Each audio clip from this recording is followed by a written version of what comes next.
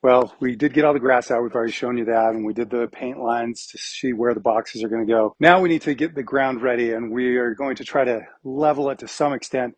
But we have a little problem, and it's that this ground is like rock. So what it did is every place where we cut around a piece of grass, we've got this nifty notch line. So we need to try to get it flat first, or at least break it up before we can use a tamper on it. So what we did, we went over to Home Depot, we rented a little tiller. The description said that it cuts through the toughest yard and rocks, so we're going to see just how true that is. Here we go.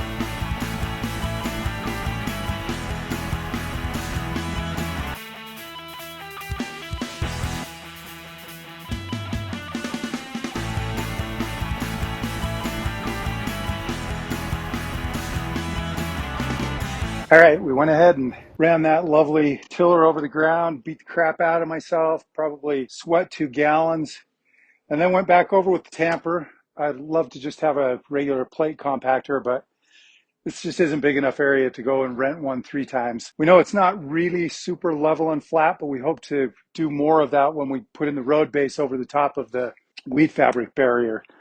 So the next step for us is going to be to put the metal edging around the whole outside. Then we'll do the weed barrier, then the road base, then a little bit of chat. Then we have to go ahead and actually build the boxes. Then we'll get our stepping stones along here. And then finally we'll put in some pea gravel and we'll be done. We decided to come out a little early this morning. Last night, we dug a little bit of a trench around the edge where we're going to go ahead and put the edging. And we discovered that the best tool to do that was this nifty little half moon edger that Rebecca has loved for years. And I was able to do that pretty much everywhere, but there were a couple of spots where I couldn't get it into the ground at all. And the reason is, well, we've showed you before that this ground is like rock. Anyway, last night I came out with the hose, sat and got it soaked in a couple of places. You could tell a little bit over on the edge there and a little bit over on the edge there. So I'm going to go ahead and I'll show you how we did it just to get that edge in a little deeper. I think we got it just right. And then we're going to go ahead and put in the edging. Here we go.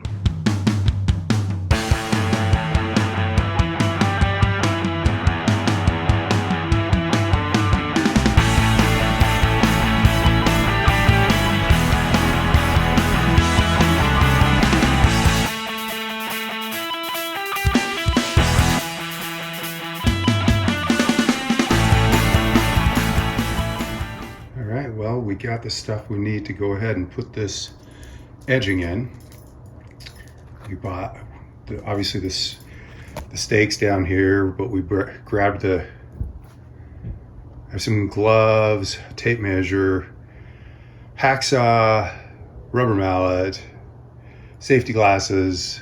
I grabbed some tin snips, and I'll show you why in a minute, because I think I'm gonna have to cut around one, not the dog. And then just regular hammer and some string we were going to use. You can use plastic and different kinds of metal, but we're using aluminum edging. And the particular brand we went with is called Permaloc.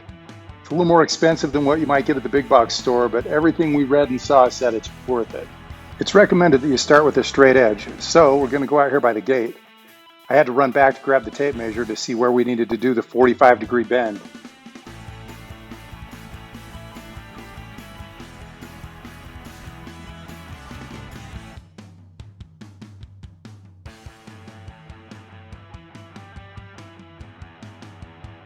Now you do use the hacksaw to cut all the way through each section of the edging. And I used it here to cut halfway through one edge, right where that 45-degree bend is going to be.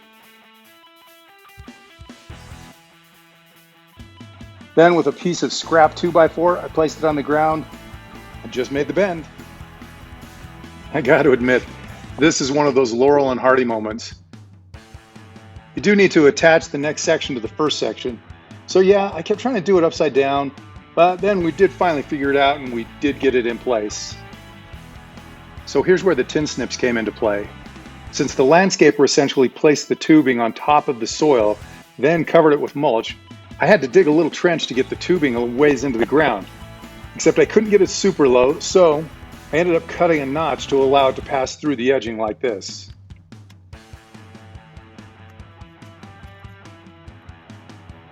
Now I can put the first section in place and use one of the stakes that came with the edging to secure it to the ground.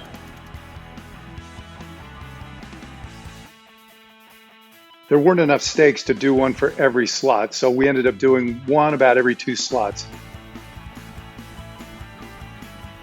In this section we got as straight as we could.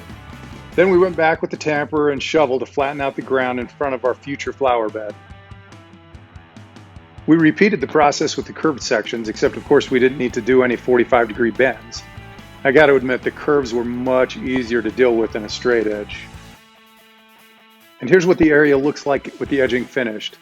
I have no idea how this worked out. I did measure, but we ended up with only 1 extra foot of edging, and I cut that off with the hacksaw.